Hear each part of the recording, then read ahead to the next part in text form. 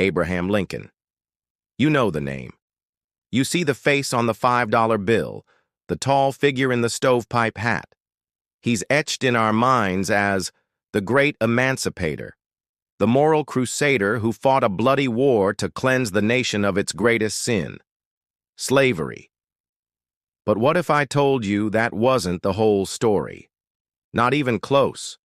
In the early days of the Civil War, freeing millions of enslaved people was not Abraham Lincoln's main objective. In fact, he said point blank that if he could save the country without freeing a single slave, he would. So what changed? How did a cautious, pragmatic politician become a revolutionary force for freedom? This is the story of how a reluctant leader, facing the collapse of his nation, made a decision that would redefine America forever. This is the story of Lincoln's true legacy.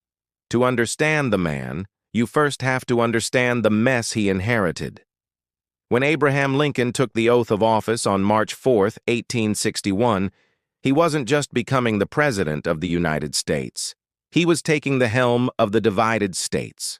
The nation was already splitting at the seams. 7 southern states had already bailed, forming the Confederacy, a new nation built for the sole purpose of protecting and expanding slavery. The America Lincoln was elected to lead was a living contradiction. It was a republic founded on the breathtaking idea that all men are created equal, yet it was home to nearly 4 million enslaved African Americans who were treated not as people, but as property. This hypocrisy had been festering for decades. Politicians made compromises, drew lines on maps, and basically punted the problem to the next generation, all to avoid dealing with the moral and political cancer at the nation's core. Lincoln himself had always been clear about his personal feelings. He was, in his own words, naturally anti-slavery. He once wrote, "If slavery is not wrong, nothing is wrong. I cannot remember when I did not so think and feel." He saw it as a moral evil that poisoned everyone it touched, the enslaved, the enslaver, and the country itself. But Lincoln was also a lawyer who revered the Constitution. He believed the federal government had no right to interfere with slavery in the states where it already existed. His platform and that of his new Republican Party wasn't about abolition, it was about containment. The plan was to stop slavery from spreading into new Western territories. He believed that if it were boxed in, it would eventually just wither and die, a policy he called putting it on a course of ultimate extinction. This was actually a moderate position, but to the slave-holding South, it was a declaration of war. Their entire economy, social order, and political clout rested on the backs of enslaved people. The thought of a president who was even morally against their way of life, a president who would stop them from expanding it, was completely unacceptable. So they left. They chose to rip the country in two rather than risk their system of human bondage. When Lincoln gave his first inaugural address, he wasn't trying to win a political debate. He was trying to stop a rebellion. His single, all-consuming goal wasn't emancipation, it was preservation. He pleaded with the South, "We are not enemies, but friends. We must not be enemies." He promised them he wouldn't touch slavery where it was already established. His words changed nothing. A little over a month later, on April 12, 1861, Confederate cannons opened fire on Fort Sumter. The Civil War had begun, and Abraham Lincoln, the lawyer from Kentucky who hated slavery but worshipped the Constitution, was now a wartime president, stuck with the job of saving a union that was tearing itself apart over the very institution he loathed but felt he couldn't touch. In that first year of the war, Lincoln's public message was simple and unwavering. This war is about saving the Union. That's it. He knew most Northerners would fight for their country, but maybe not to free the slaves. He also had to walk a dangerous tightrope with the 4 border states, Missouri, Kentucky, Maryland, and Delaware. They were slave states that hadn't left the Union. If Lincoln made a move against slavery, he could lose them to the Confederacy, and the Union probably wouldn't survive that. He famously joked, I hope to have God on my side, but I must have Kentucky.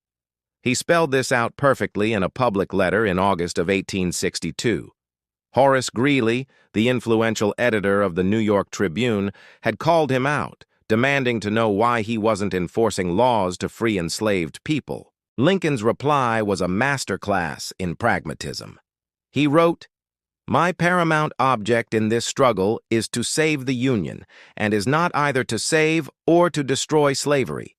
If I could save the Union without freeing any slave, I would do it, and if I could save it by freeing all the slaves, I would do it. And if I could save it by freeing some and leaving others alone, I would also do that." Then he added a critical line that separated the job from the man. "I have here stated my purpose according to my view of official duty, and I intend no modification of my oft-expressed personal wish that all men everywhere could be free." But here's the thing. Behind the scenes, Lincoln was already changing. The man who wrote that letter had, just 1 month earlier, secretly read a draft of the Emancipation Proclamation to his cabinet. The sheer brutality of the war was forcing his hand and changing his heart. 3 powerful forces were pushing Lincoln toward the very thing he'd publicly downplayed.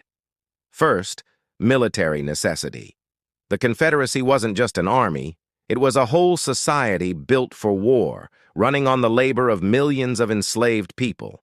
They grew the food, built the defenses, and worked the factories, which freed up huge numbers of white men to go and fight. Lincoln, as commander-in-chief, started to see that striking at slavery wasn't just a moral issue, it was a powerful military strategy. The second force was the enslaved people themselves. From the very start, they saw the Union armies as liberators. In a massive, courageous movement, thousands upon thousands of enslaved African Americans began to vote with their feet, escaping plantations and running toward Union lines. This created a new problem on the ground. Union generals like Benjamin Butler started calling these refugees contraband of war and refused to send them back. These acts of self-emancipation put immense pressure on Lincoln to turn the war for the Union into a war for freedom. The third force was the relentless work of abolitionists, especially Frederick Douglass. A man who had escaped slavery to become a world-famous author and speaker, Douglass was one of Lincoln's sharpest critics at first. He hammered the president for being too cautious. In August 1863, Douglass met Lincoln at the White House to protest the unequal pay and brutal treatment of black soldiers. Imagine that meeting, the self-taught leader of the Republic and the self-liberated leader of his people, finding common ground. Douglass challenged Lincoln, arguing that the war could only be won, morally and militarily, by arming black men and embracing the cause of black freedom. Those conversations and the pure logic of Douglass's arguments had a huge impact on Lincoln. The war was changing him. The staggering bloodshed, the political pressure, the incredible courage of black refugees and soldiers, it all reshaped his purpose. Saving the Union was still the goal, but he was starting to realize that the old Union, half slave and half free, wasn't worth saving. A new Union, with a new birth of freedom, had to rise from the ashes. By the summer of 1862, Lincoln had made up his mind. He was going to issue an Emancipation Proclamation, but the timing had to be perfect. The Union war effort was sputtering. Issuing the proclamation after a string of defeats, his cabinet worried, would sound like our last shriek on the retreat, an act of desperation, not strength. Lincoln needed a win. He got it on September 17, 1862, at Antietam Creek in Maryland. It was the single bloodiest day in American history, but the Union Army finally stopped a Confederate invasion led by Robert E. Lee. It wasn't a clean victory, but it was enough. 5 days later, Lincoln issued the preliminary Emancipation Proclamation. It was a brilliant piece of legal and political maneuvering. It wasn't a sweeping declaration of freedom for all. It was an ultimatum. It said that on January 1, 1863, 100 days later, all enslaved people in any state still in rebellion shall be then, thenceforward and forever free. This was strategic genius. By calling it a fit and necessary war measure, Lincoln used his power as commander-in-chief to attack the rebellion, sidestepping the tricky legal question of whether a president could abolish slavery on his own. In effect, he was seizing enemy property, and that property was people. Now, crucially, the proclamation did not apply to the loyal border states or to Confederate lands already under Union control. This drove many abolitionists crazy. They pointed out that Lincoln was only freeing slaves where he had no power to do so. But that limitation was the key. It kept the border states from leaving the Union and was designed to hold up in court. When January 1, 1863 came and the Confederacy hadn't surrendered, Lincoln signed the final Emancipation Proclamation.